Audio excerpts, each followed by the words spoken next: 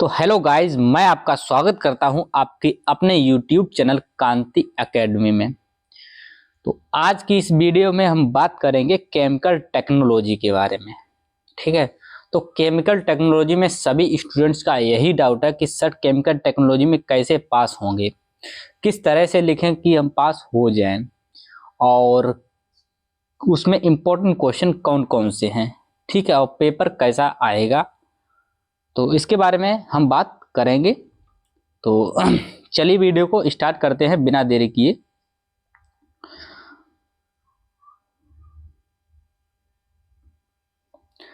तो आपके सिलेबस में सबसे पहला यूनिट है केमिकल टेक्नोलॉजी में manufacturing and uses of oxygen and hydrogen and nitrogen. ठीक है। यानी ऑक्सीजन, हाइड्रोजन और नाइट्रोजन का मैन्युफैक्चरिंग यानी कैसे बनाते हैं, और उसका यूज कहाँ कहाँ करते हैं और कैसे करते हैं, इसके बारे में हम बताना पड़ेगा। तीनों टॉपिक में से एक टॉपिक आपका क्वेश्चन एग्जाम में आ सकता है, क्या पता दो आ जाए या एक आ जाए। ठीक है। तो आप थोड़ा थोड़ा इंट्रोडक्शन तीनों में ले चलें, और कोई दो आप नाइट्रोजन और ऑक्सीजन का बहुत ही अच्छे से पढ़ कर जाएं। ठीक है। तो अगर आपका यूजेज आ जाए तो मिनिमम 7 से 8 यूजेज आराम से लिखिए। ठीक है।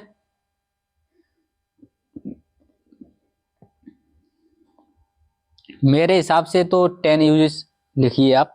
और यूज कैसे लिखेंगे आप, जैसे हम नाइट्रोजन का एग्जांपल लेते हैं। जैसे नाइट्रोजन का आपने मैन्युफैक्चरिंग कर लिया, ठीक है, और उसका अगर यूजेस लिखना है तो अगर मैन्युफैक्चरिंग एंड यूजेज आए तब आप शॉर्ट में लिख सकते हैं यूज। अगर ओनली यूज आए तब फिर कैसे लिखेंगे। जैसे नाइट्रोजन का यूज आप लिखेंगे तब देख थोड़ा, जैसे यहाँ पर पहला यूज, ये सब कुछ नहीं, पहला यूज फूड में।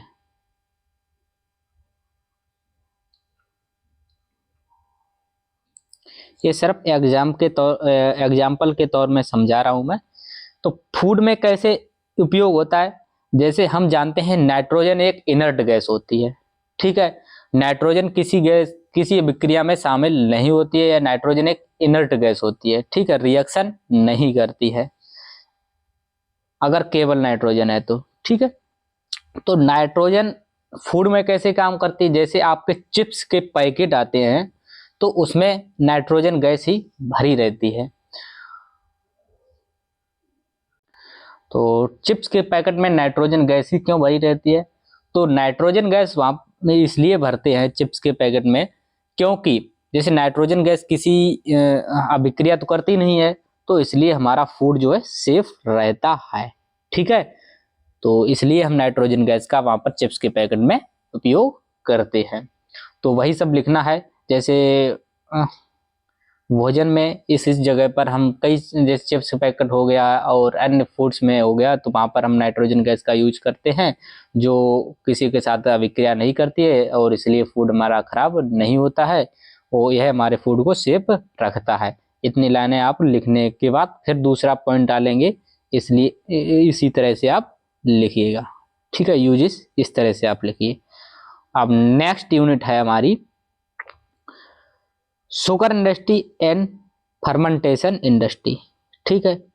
तो पहला है इसमें manufacturing of crystal sugar using cane sugar, यानी गन्ने से हमको जो है शुगर का मैन्युफैक्चरिंग करना है। ठीक है। तो मैन्युफैक्चरिंग तो आप सभी लोग जानते होंगे, गन्ने से ही होता। उस गन्ने से जूस निकालेंगे, जूस निकालने की प्रक्रिया को समझाइए। उसके बाद कृषि भाई पूरा मतलब कि चीनी का कैसे निर्माण करते हैं वह आप पढ़ लीजिए। ठीक है। और चांसेस तो हैं, क्योंकि अभी 1 से 2 साल में यह पूछा नहीं गया है, लेकिन इस बार चांस है, पूछ सकता है। यह 2022 में पूछा गया था। ठीक है। शुगर इंडस्ट्री के बारे में।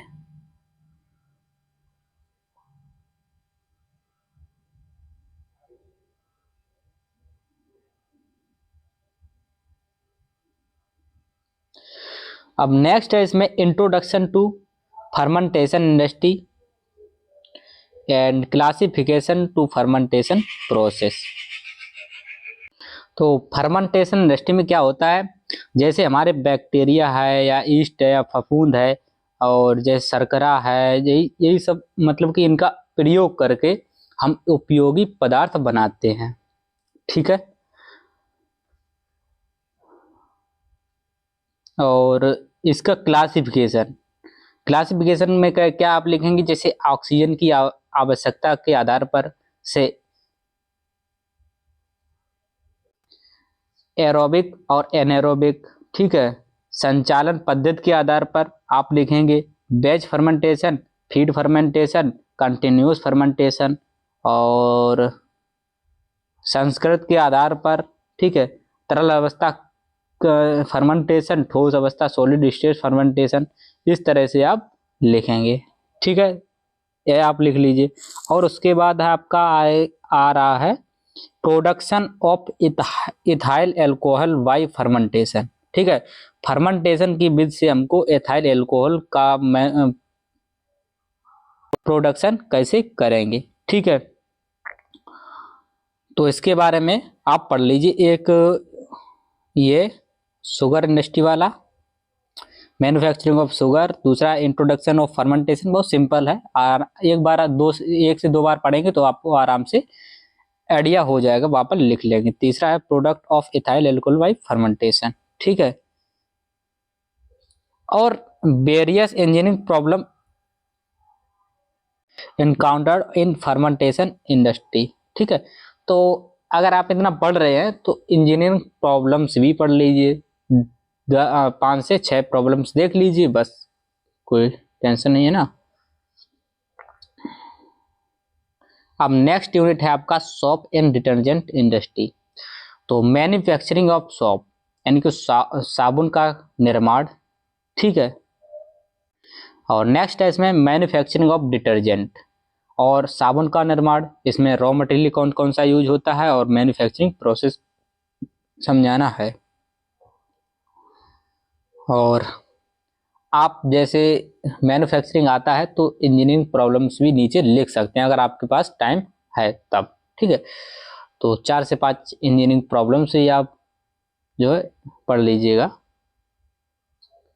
तो इसमें मैन जो है डिटर्जेंट और सोप आराम से आप पढ़कर जाइएगा। और नेक्स्ट है पल्प एंड पेपर इंडस्ट्री। ठीक है, तो मैन्युफैक्चरिंग ऑफ पल्पिंग प्रोसेस, जैसे कोई हमारा जैसे पल्प कैसे तैयार करते हैं, ये आपको थोड़ा इंट्रोडक्शन दे दें। जैसे ये हमारी वुड है, लकड़ी है, कोई लकड़ी ली है हमने, तो यहाँ पर इसका कटिंग करना छोटे छोटे टुकड़ों में इसमें हम डाल लेते हैं। ठीक है, तो इसमें हम वाटर को मिक्स करते हैं और इसको इस प्रोसेस से काटते हैं, इसको धीरे धीरे धीरे धीरे पल्पिंग, यानी कि आप ऐसे समझ लीजिए स्लरी बनाते हैं। ठीक है,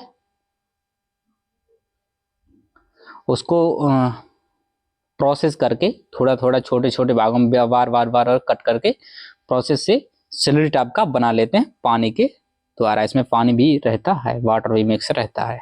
ठीक है, यानी कि आप जैसे घोल बनाते हैं कोई, तो उसी तरह से यहाँ पर स्लरी बना लेते हैं। पल्पिंग प्रोसेस वो समझाना है। ठीक है, कोई ज़्यादा है नहीं। और मैन्युफैक्चरिंग ऑफ पेपर आप मतलब कि देखकर जाइए। मैन्युफैक्चरिंग में क्या है, जैसे आप इंडस्ट्री को एकदम इंडस्ट्री बनाकर जैसे इस तरह से। और इसमें नेक्स्ट यूनिट हमारा पॉलीमर एंड पेंट इंडस्ट्री। ठीक है,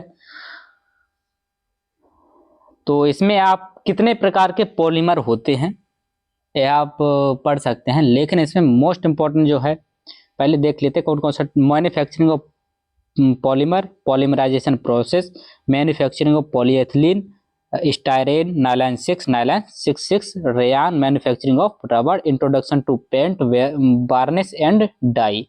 इतने टॉपिक हैं। इसमें से आपको नाइलॉन 6 और नाइलॉन 6 और ये दोनों तो आप एकदम से अच्छे से तैयार करके जाइए। इधर पेंट और वार्निश के बारे में और डाई के बारे में हल्की सी नॉलेज लेकर जाएं, ठीक है। और polyethylene, polyethylene manufacturing of polyethylene, ये आप जरूर पढ़कर जाएं, ठीक है। यह आप 3 टॉपिक अच्छे से तैयार करके जाएं, ये आप ध्यान रखें। और नॉलेज तो सभी टॉपिक्स के बारे में हल्की हल्की लेकर ही जाना है। मैन्युफैक्चरिंग में पूरा इंडस्ट्रियल ग्राफ बनाकर और उसमें कौन कौन से कंपोनेंट यूज होते हैं, ठीक है, और उसमें रॉ मटेरियल कौन सा होता है और किस टेम्परेचर पर, किस कॉलम में किस टेम्परेचर पर प्रोसेस होती है और वहां पर कौन सा प्रेशर रहता है, यह आप जरूर ध्यान रखें, ठीक है। उसी के अनुसार जैसे आप डायग्राम बनाते हैं वहां पर प्रेशर कितना लग रहा है, टेम्परेचर कितना लग रहा है, और उसके बाद कौन सा कॉलम है और जिस कॉलम से जा रहा है दूसरे कॉलम में कहाँ तक जाएगा, तो उसके बारे में थोड़ा नॉलेज ले लीजिए। आप आराम से अपने वर्ड्स में लिखिएगा, ठीक है। सिर्फ आप डायग्राम अच्छे से तैयार करके जाइए। और नेक्स्ट यूनिट है आपका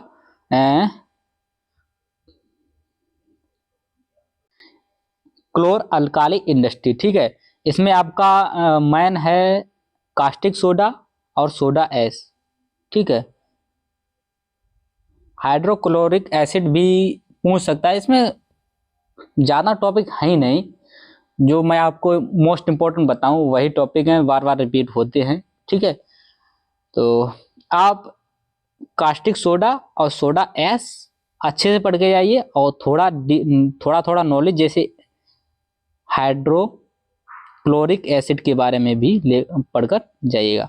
तो इसमें यह है, आप डायग्राम बनाकर जाएंगे और कॉलम कहाँ पर कितना टेम्परेचर लग रहा है, कितना प्रेशर लग रहा है और कौन सा रॉ मटेरियल यूज हो रहा है इसमें प्रोडक्ट बनाने में, और वेस्ट मटेरियल कौन सा निकल रहा है और प्रोडक्ट के रूप में क्या निकल रहा है, इतना आप अच्छे से पढ़कर जाएंगे तब भी आपको नंबर अच्छा मिलेगा, ठीक है। और 7 है सल्फ्यूरिक एसिड, ठीक है। और यहाँ पर manufacturing process of sulphuric acid, ये तो पढ़ कर ही जाना है। और मैन्युफैक्चरिंग ऑफ ओलियम, ये आप अवश्य पढ़ के जाइए। दोनों टॉपिक बहुत ही मोस्ट इंपॉर्टेंट क्वेश्चन, बहुत ही मोस्ट है, ठीक है। क्या पता एक दोनों ही पूछती, ये भी हो सकता है। और मोनोमर, मोनोमर आपके में सिलेबस में है या नहीं ये देखते हैं। सॉरी, यहाँ पर स्टायरीन एंड स्टायरीन के मोनोमर्स, तो इसमें आप स्टायरीन और स्टायरीन के मोनोमर्स अवश्य पढ़ के जाइएगा, ठीक है। तो 2025 के पेपर यानी कि आपके प्रीवियस ईयर पेपर में जो है स्टायरीन पूछा गया है, मैन्युफैक्चरिंग ऑफ स्टायरीन और मोनोमर्स। देखिए पिछले एक क्वेश्चन में दे दिया गया व्हाट इज नायलॉन 6, नायलॉन 6 क्या है, explain it's manufacturing process styrene. Sorry, यहाँ पर स्टार्टिंग है, यानी कि प्रोसेस कहाँ से स्टार्ट हो रही, उसका पूरा मैन्युफैक्चरिंग की प्रोसेस कहाँ से स्टार्ट हो रही वह बताना है नायलॉन 6 की, और उसके मोनोमर्स कौन कौन से यह बताना है। थोड़ा गलती हो गया और मैंने अच्छे से देखा नहीं था तो उसके लिए सॉरी। तो यहाँ पर आपको नायलॉन 6 के बारे में पूरी डिटेल रखनी है, स्टार्टिंग प्रोसेस क्या होती है, उसके रॉ मटेरियल मोनोमर सभी कुछ बताना है। तो जो भी मैन्युफैक्चरिंग आप पढ़कर जाइए, कोई भी प्रोडक्ट बना रहे हैं उसकी मैन्युफैक्चरिंग कर रहे हैं तो उसके बारे में डीपली नॉलेज लेकर जाएं। तो डीपली नॉलेज यही होगी, रॉ मटेरियल कौन सा है, वेस्ट मटेरियल कौन सा निकल रहा है, किस टेम्परेचर पर किस कॉलम में प्रोसेस हो रही है, और उसमें 1-2 रिएक्शन भी आप याद कर लीजिए, कहाँ पर कौन सी रिएक्शन हो रही है, किस और कितना प्रेशर पर कितना प्रेशर लग रहा है, और किस कॉलम से किस कॉलम में जा रहा है, ठीक है। इसके बारे में थोड़ा नॉलेज लेकर जाएं अच्छे से, ठीक है। और पॉलीएथिलीन में आपको हाई डेंसिटी और लो डेंसिटी दोनों पढ़कर जाइएगा, ठीक है। तो मैं आशा करता हूं आपको अच्छे से समझ में आ गया होगा किस तरह से केमिकल टेक्नोलॉजी की तैयारी करनी है, कौन कौन से मोस्ट इंपॉर्टेंट टॉपिक हैं और किस तरह से तैयारी करके जाएं तो आपको आराम से पास कर दिया जाएगा। जैसा कि मैंने बताया है, आप अगर आप डायग्राम बनाकर जाते हैं और उसकी प्रोसेस समझाते हैं, उसको प्रोसेस में आप मेन है रॉ मटेरियल, किस टेम्परेचर पर वर्क हो रहा है और प्रेशर कितना लग रहा है, और दो रिएक्शन कौन कौन सी हो रही हैं, जितना याद रख पाए आप रिएक्शन ले पढ़कर जाइएगा, किस कॉलम में कौन सी रिएक्शन हो रही है और किस तरह से वर्क कर रहा है, ये आराम से पढ़कर जाइएगा। ठीक है, तो टॉपिक सभी देखने हैं मैंने जैसा कि बताया है।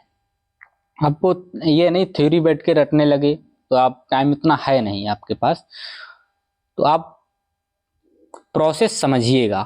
ठीक है, जो मैन हमने टॉपिक बताए हैं उनकी प्रोसेस जो है आराम से समझकर जाइएगा। तो पेट्रोकेमिकल स्टूडेंट अच्छे से अगर आप इसमें तैयारी करते हैं तो आपको एक पेट्रोल रिफाइनिंग सब्जेक्ट रहेगा, तो उसमें भी इसी तरह से तैयारी करनी है। ठीक है, तो इसमें आप प्रैक्टिस किए रहेंगे तो वहाँ पर ज़्यादा दिक्कत नहीं होगी। ठीक है भाइयों,